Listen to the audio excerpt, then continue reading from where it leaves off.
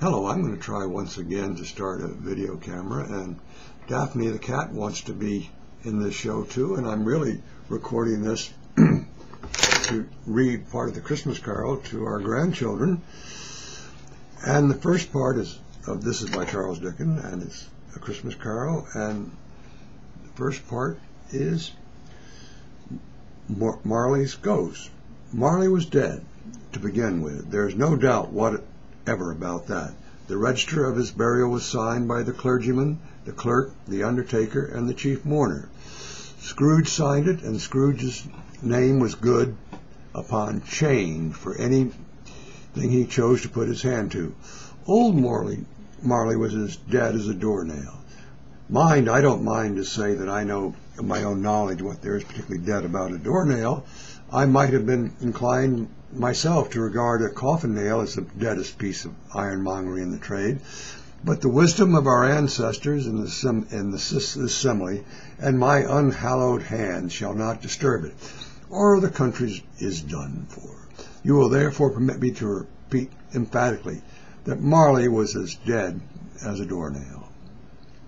Scrooge knew he was dead. Of course he did. How could it be otherwise? Scrooge and he were partners for I don't know how many years. Scrooge was his sole executor, his sole administrator, his sole assign, his sole residuary legatee, his sole friend, his sole mourner, and even Scrooge was not so dreadfully cut up by the sad event, but that he was an excellent man of business on the very day of the funeral, and solemnized it with an undoubted bargain.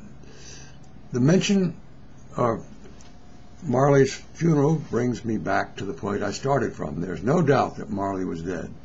That this must be distinctly understood, or nothing wonderful can come of the story I'm about to relate. If we were not perfectly convinced that Hamlet's father died before the play began, there'd be nothing more remarkable in his taking a stroll at night in an easterly wind upon his own ramparts than there would be in any other middle-aged gentleman rashly turning out in darkness on a breezy night, say St. Paul's Church, for instance, literally to astonish his son's weak mind. Scrooge never painted out old Marley's name. There it stood years afterwards, above the warehouse door, Scrooge and Marley. The firm was known as Scrooge and Marley. Sometimes people new to the business called Scrooge Scrooge, and sometimes Marley, but he answered to both names. It was all the same to him. Oh, but he was a tight-fisted hand at the grindstone. Scrooge, a squeezing, wrenching, grasping, scraping, clutching, covetous old sinner, hard and sharp as a flint, from whom no steel had ever struck out generous fire, secret and self-contained and solitary as an oyster. The cold within him froze his old features, ripped his pointed nose, shriveled his cheek, stiffened his gait, made his eyes red, his thin lips blue, and spoke out shrewdly in his grating voice. A frosty rime was on his head, and on his eyebrows and his wiry chin. He carried his own low temperature about always with him. He iced his office in the dog days, and didn't thaw it 1 degree at Christmas. External heat and cold had little influence on Scrooge. No warmth could warm. No wintry weather could chill him. No wind blew that was bitter than he. No falling snow was more intent upon its purpose. No pelting rain less open to its entreaty. Foul weather didn't know where to have him. The heaviest rain and snow and hail and sleet could boast of the advantage over him in only one respect. They often came down handsomely, and Scrooge never did. Nobody ever stopped him in the street to say with gladsome looks, "My dear Scrooge, how are you? When will you come to see me?" No beggars implored him to bestow a trifle. No children asked him when it was 1 o'clock. No man or woman ever crossed once in all his life inquired the way to such and such a place as Scrooge. Even the blind men's dogs appeared to know him, and when they saw him coming in, would tug their owners into doorways and up courts, and then they would wag their tails and say, "No eye at all is better than an evil-eye dark master. But what did Scrooge care? It was the very thing he liked, to edge his way along the crowded paths of life, warning all of human sympathy to keep its distance. What was the knowing ones called nuts to Scrooge. Once upon a time, of all the good days of the year, on Christmas Eve, old Scrooge sat busy in the counting house. It was cold, bleak, biting weather, foggy withal, and he could hear the people in the court outside go wheezing up and down, beating their hands, freezing their breasts, and stomping their feet upon the pavement to warn them.